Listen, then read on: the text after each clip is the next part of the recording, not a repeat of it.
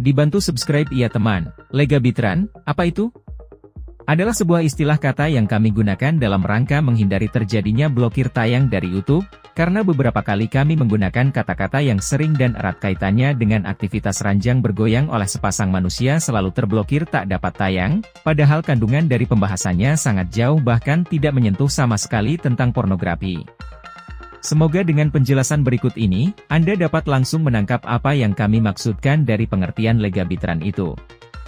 Le adalah seorang wanita yang menyukai sesama jenisnya. Ga adalah seorang pria yang menyukai sesama pria. B adalah seseorang pria atau wanita yang menyukai sesama dan sekaligus juga menyukai lawan jenisnya.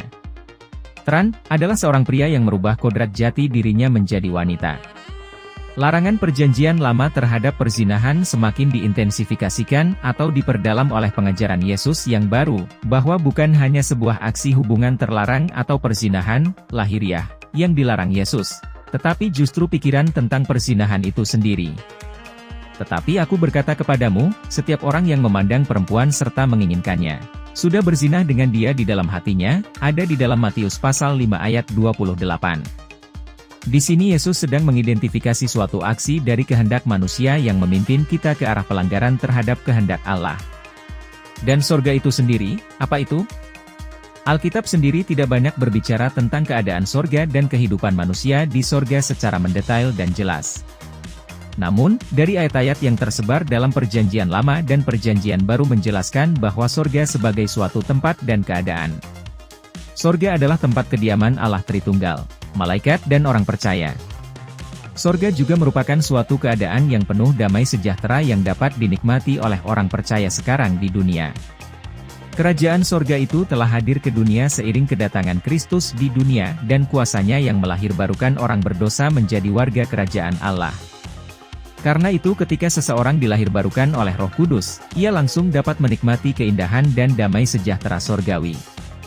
Namun, banyak orang berpikir bahwa dengan percaya kepada Tuhan dan dosa-dosa mereka diampuni, mereka telah diselamatkan oleh kasih karunia.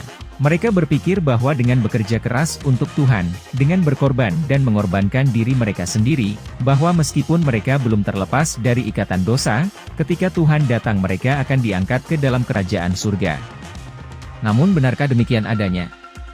Tuhan berkata, karena itu jadilah kudus, sebab aku ini kudus, tertulis dalam Imamat pasal 11 ayat 45. Tuhan itu benar dan kudus, jadi bagaimana mungkin dia mengizinkan orang-orang yang terus-menerus berbuat dosa masuk ke dalam kerajaannya? Lalu, orang macam apa yang sebenarnya dapat masuk ke dalam kerajaan surga? Menurut Alkitab TB, Allah adalah kudus, artinya ia bebas terhadap dunia. Ia menguduskan manusia, artinya memilih mereka sehingga menjadi miliknya. Orang-orang kudus ialah orang-orang yang dikuduskan oleh Roh Kudus, sehingga mereka tidak lagi dari dunia ini, tertulis di Yohanes pasal 17 ayat 14 hingga 19. Dalam surat-surat Rasul Paulus, orang-orang kudus berarti orang-orang Kristen. Tapi siapa orang-orang Kristen tersebut? Orang-orang Kristen melandaskan keimanannya pada salah satu dari banyak ketentuan yaitu hukum Taurat dari Musa. Hukum Taurat kerap disebut dengan 10 perintah Tuhan.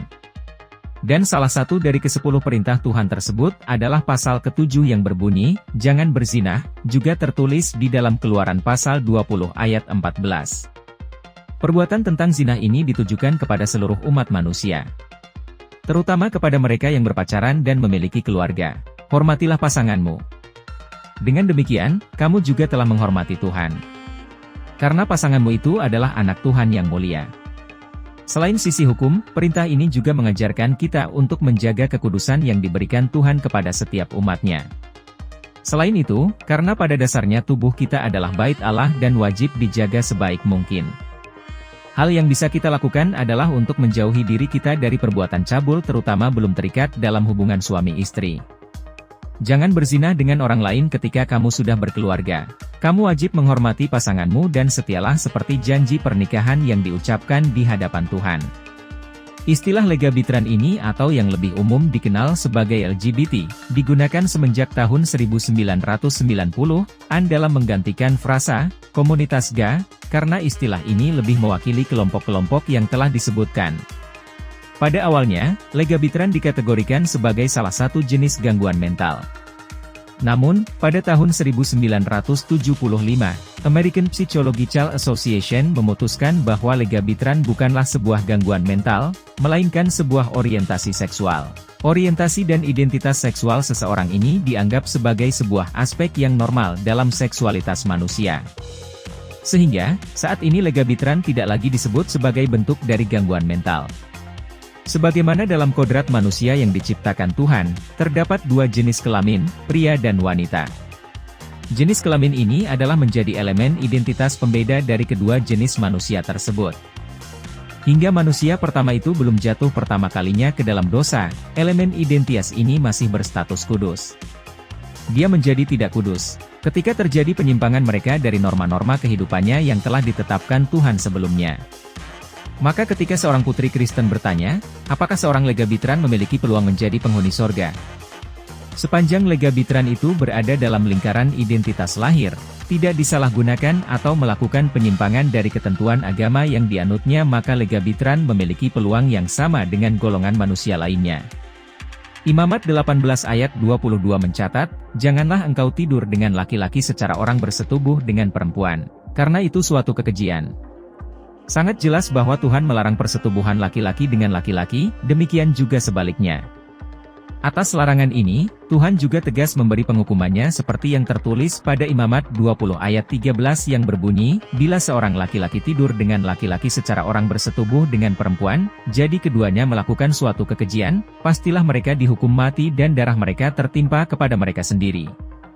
Tegas, Perjanjian Lama mengatakan bahwa hukuman untuk pelaku legabitran itu adalah hukuman mati. Terima kasih sudah menonton.